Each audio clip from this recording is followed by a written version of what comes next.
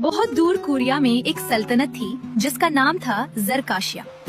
ये सल्तनत अपनी शान और शौकत, नजाकत और बेमिसाल हुस्न के लिए मशहूर थी। गुलाबी रंग के बुलंद किले आसमान से बातें करते थे।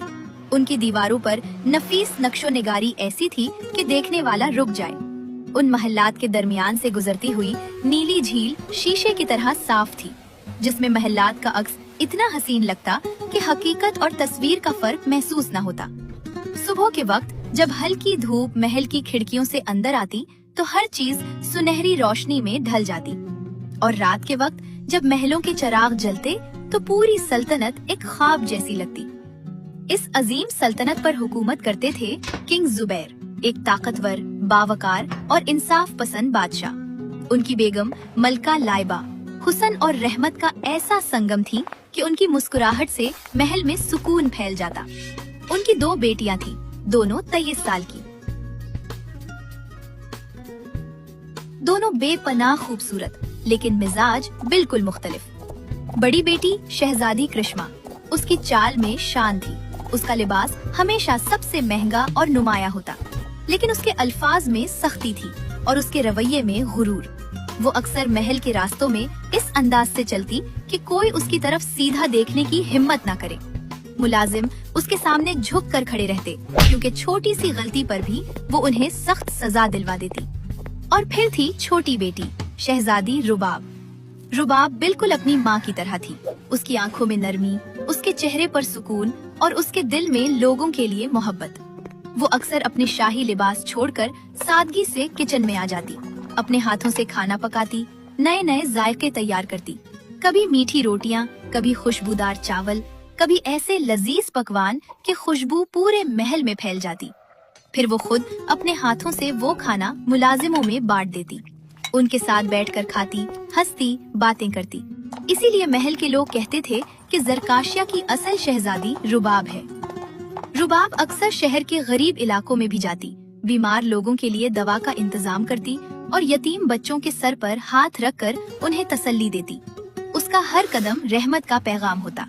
जिंदगी खुशगवार रवानी में बह रही थी, लेकिन वक्त हमेशा एक जैसा नहीं रहता। एक दिन मलका लाइबा की तबीयत अचानक खराब हुई। शुरू में किसी ने ज्यादा तवज्जो ना दी, लेकिन चंद ही दिनों में उनकी हालत गिरती चली गई।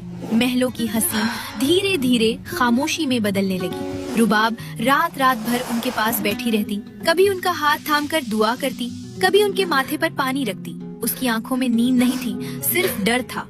कृष्मा भी परेशान थी, लेकिन वो अपनी कैफियत जाहिर नहीं करती थी। वो बस दूर खड़ी देखती रहती, जैसे उसे समझ ही नहीं आ रहा हो कि इस गम को कैसे महसूस किया जाए।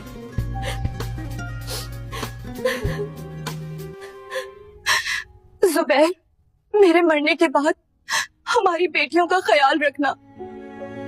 फिर वो दिन आया जब महल के दरो दीवार खामोश हो गए। मलका लाइबा हमेशा के लिए रुखसत हो गई।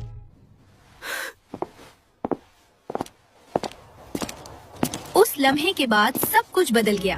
किंग जुबैर की आंखों की रोशनी मध्यम पड़ गई, रुबाब की मुस्कुराहट खो गई और कृष्मा के लहजे में और ज्यादा सख्ती आ गई। महलों की रौनक धीरे धीरे मिटने लगी। वक्त गुजरता गया, लेकिन जख्म भरे नहीं, और इसी दौरान महल में एक नई औरत दाखिल हुई जिसका नाम था आयजा। वो निहायत खूबसूरत थी, लेकिन उसकी आंखों में एक अजीब सी ठंडक थी, जैसे वो हर चीज को समझकर अपने फायदे के लिए इस्तेमाल करना चाहती हो। धीरे धीरे उसने किंग जुबैर का भरोसा जीत लिया, उनकी तन्हाई को समझा, उनके करीब आई, और फिर कुछ ही अरसे में वो उनकी नई बेगम बन गई।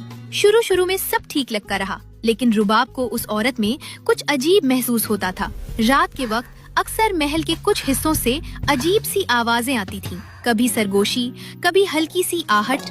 एक रात रुबाब पानी लेने उठी और धीरे धीरे रास्ते से गुजरती हुई जा रही थी। कभी उसने देखा आयजा महल के एक अंधेरे हिस्से में खड़ी थी। उसके हाथ हुआ में उठे हुए थे और वो धीमी आवाज में कुछ पढ़ रही थी। रुबाब का दिल जोर से धड़कने लगा। वो चुपकर दीवार के पीछे खड़ी हो गई। उसने देखा कि आयजा के आसपास सियाह धुंध घूम रही थी। रुबाब डर गई और बगैर आवाज किए वापस लौट गई। उस रात के बाद उसका शक यकीन में बदलने लगा। धीरे धीरे महल का माहौल बदलने लगा। किंग जुबैर अब पहले जैसे नहीं रहे थे। उनकी आंखों में एक अजीब सी सख्ती आ गई थी। फिर एक दिन सबके सामने आयजा ने हुक्म दिया, आज के बाद शहजादी करिश्मा मेरी मुलाजमा की तरह काम करे। महल में सन्नाटा छा गया। करिश्मा का चेहरा सफेद पड़ गया, लेकिन किंग जुबैर ने कोई एतराज नहीं किया। और फिर वो लम्हा आया जिसका उसे डर था। रुबाब को जेल की सलाखों के पीछे कैद कर दो। सिपाही फौरन हरकत में आ गए। इसी वक्त महल की एक वफादार खादमा दौड़ती हुई रुबाब के पास आई। उसकी सांसें तेज थीं, आंखों में खौफ। उसने जल्दी से कहा, शहजादी, आपको कैद करने का हुक्म दे दिया गया है, आप भाग जाएं।